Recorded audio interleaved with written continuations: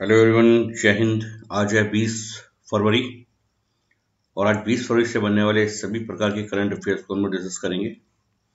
अगर आप हमारे चैनल में नए हैं और अगर अभी तक आपने हमारे चैनल को सब्सक्राइब नहीं किया है तो आप हमारे चैनल को सब्सक्राइब करें ताकि आपको करंट अफेयर्स से संबंधित डेली अपडेट मिलती रहे। तो चलो फिर स्टार्ट करते हैं।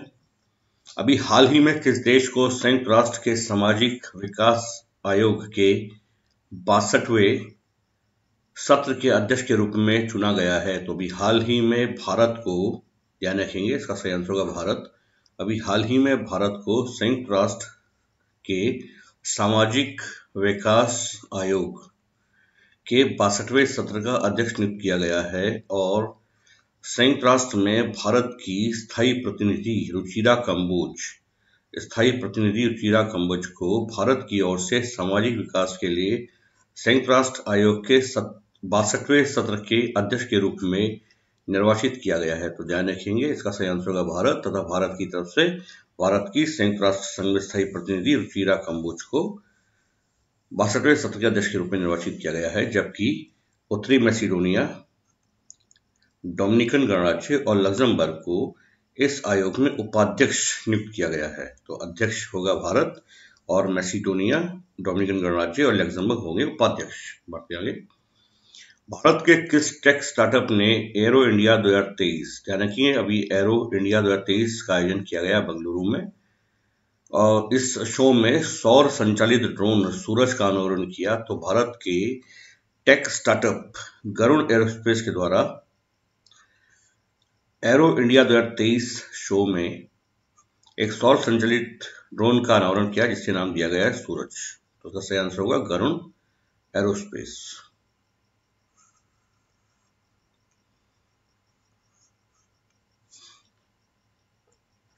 किस राज्य के मुख्यमंत्री ने सुजलाम सुफलाम जल अभियान के 6ठे चरण का शुभारंभ किया? तो अभी हाल ही में गुजरात के मुख्यमंत्री भूपेंद्र पटेल के द्वारा राज्य में सुजलाम सुफलाम जल अभियान के 6ठे चरण का शुभारंभ किया गया। निम्नलिखित में से किसके लिए राष्ट्रीय स्तर का हैकाथॉन कवच 2023 लॉन्च किया गया? तो ध्यान रखेंगे साइबर अपराध और साइबर सुरक्षा, ध्यान रखिए साइबर सुरक्षा और साइबर अपराध के लिए से बचने के लिए या उसके बारे में लोगों को जागरूक करने के लिए भी हाल ही में एक राष्ट्रीय स्तर का हैकाथॉन कवच 2023 लॉन्च किया गया। तो कवच 2023 का संबंध है साइबर सुरक्षा और साइबर अपराध से। ग्लोबल टूरिज्म रेजिलियंस दिवस पहली बार कब मनाया गया? तो 17 फरवरी 2023 को पहली बार संयुक्त राष्ट्र महासभा ने पर्यटन की स्थिरता को भविष्य में प्रमाणित करने के लिए 17 फरवरी 2023 को ग्लोबल टूरिज्म रेजिलियंस दिवस के रूप में घोषित करने के लिए जमैका के प्रस्ताव को अपनाया है।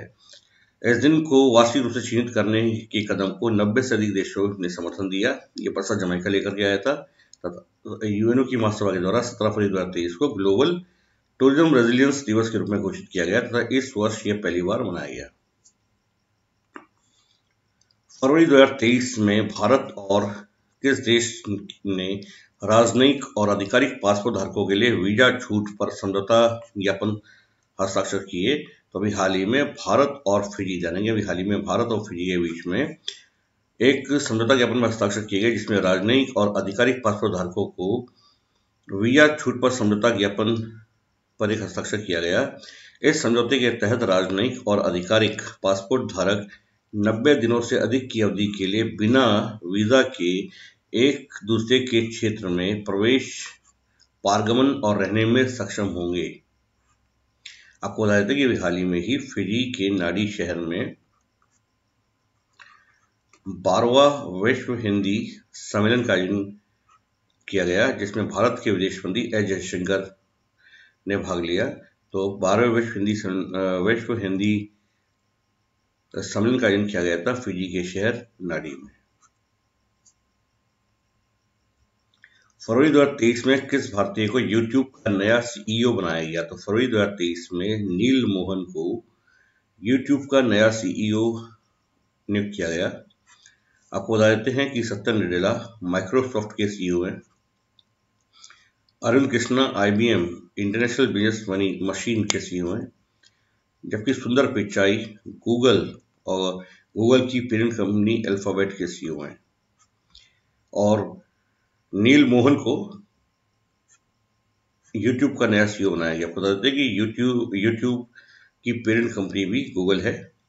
यूट्यूब की पेरेंट संस्था गूगल है। उसके नए सीईओ बन गए नील मोहन। और वर्तमान में इन 4 बड़ी कंपनियों के सीईओ भारतीय मूल के व्यक्ति हैं।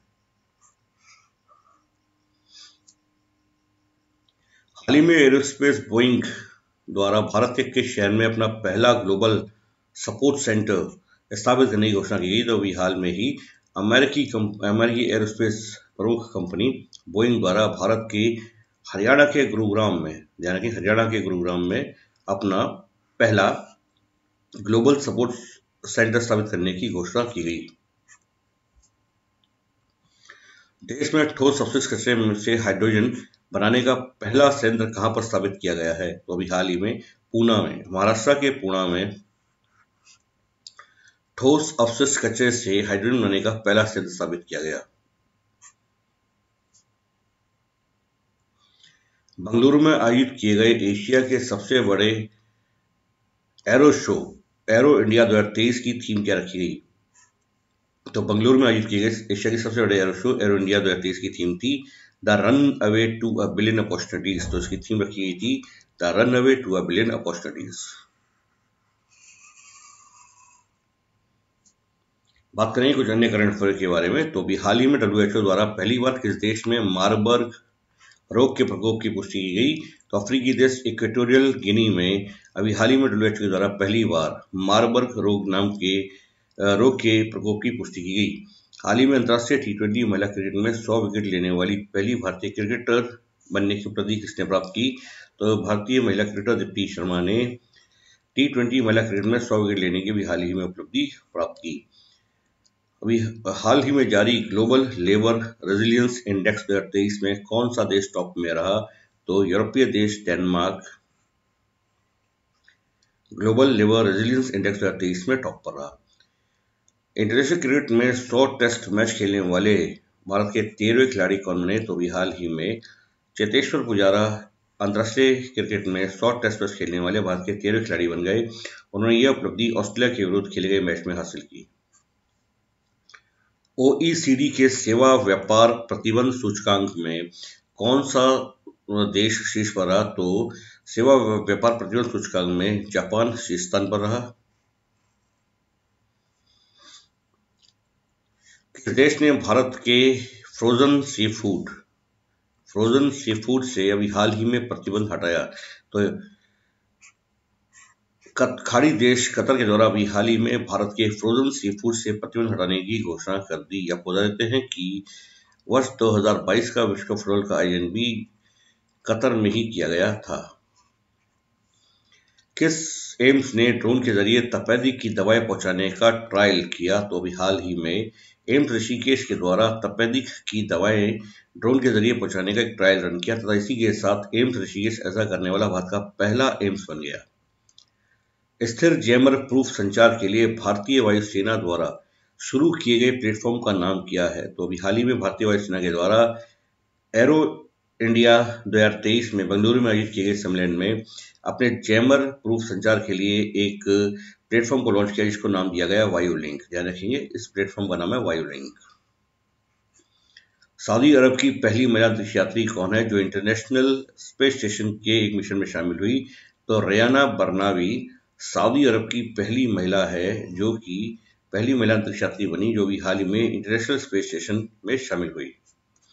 हाल ही में पहला राज्य स्तरीय झींगा मेला कहां पे शुरू हुआ? तो ये हाल ही में पंजाब में पहला राज्य स्तरीय झींगा मेले का आयोजन किया गया। तो उम्मीद करते हैं आपको हमारा वीडियो अच्छा लगा होगा। अगर आपको हमारा वीडियो अच्छा लगा तो हमारे वीडियो को ज़्यादा से ज़्यादा शेयर करें, लाइक करें और अगर अभी तक आपने हमारे चैनल को सब्सक्राइब नहीं किया तो प्लीज़ हमारे चैनल को सब्सक्राइब करें। मिलते हैं अगले वीडियो में। धन्यवाद। जय हिंद, जय भारत।